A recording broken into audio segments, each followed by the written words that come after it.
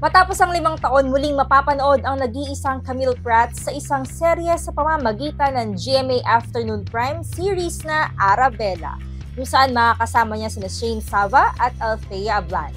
Taong 2018 pa nang huling mapanood si Camille bilang aktres sa Forever Ko'y Ikaw, kung saan nakapareha niya si Neil Ryan Sese. Ngayong muli siyang bibida sa Arabella, ano kaya ang nagpa-oo kay Camille upang bumalik sa paggawa ng soap opera? Alamin yan dito sa Kapuso Insider.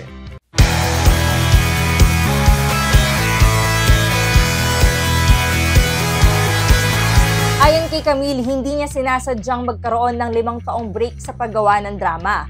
Sadyang nag-focus lang siya sa pagbuo ng kanyang pamilya at naging busy rin siya sa pag-host ng talk show na Mars Pa More.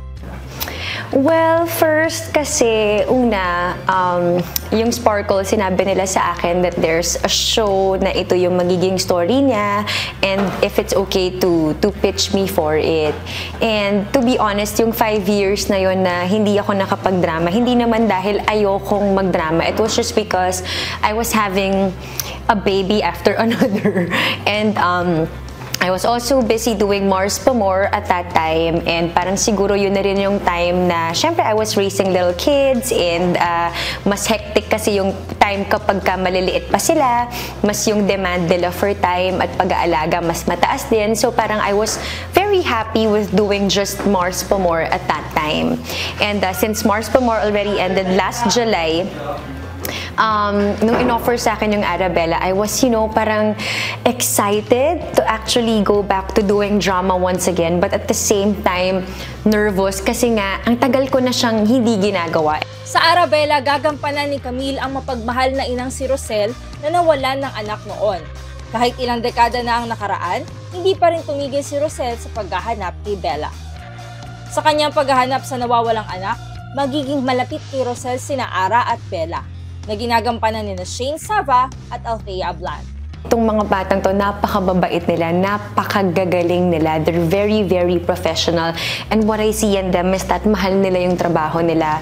And me, being in this industry for 30 years now, every time I talk to them, I just want to talk to them not because mababaw lang yung pag-uusapan namin. I take that opportunity to share with them my past experiences.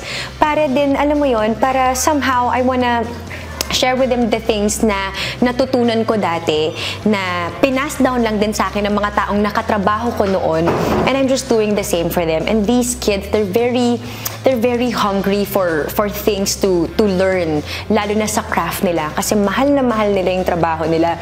And what I enjoy with them is that every time may eksena kami, nagtatawanan kami. Pagka-action na, mag-iiyakan na kami, automatic na yun. Because sobra kaming komportable sa isa't isa to a point na wala na yung nervousness, wala na yung kaba, wala na yung nervyos, wala na yung pressure.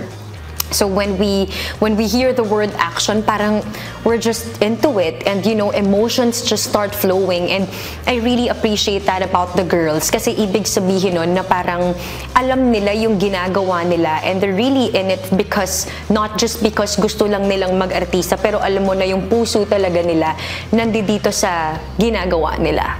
Kahit 5 taong nagpahanga si Camille sa paggawa ng drama, hindi pa rin bumitaw ang kanyang mga taga-suporta. Kaya naman taos-puso siyang nagpapasalamat sa kanila. Siyempre, excited din ako na ihandog sa inyo itong programang to. As much as you are excited, I'm also very, very excited to share this with you. At promise ko po sa inyo, it is a wonderful show from the directing to the photography, to the location, to the shots, to the story, the characters.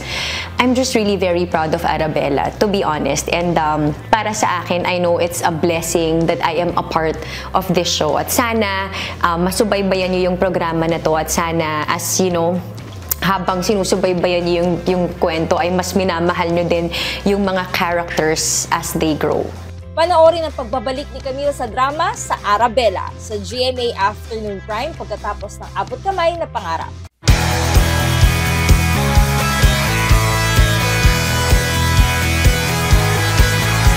For more exclusive news and videos about your favorite Kapuso stars and shows, visit gmanetwork.com.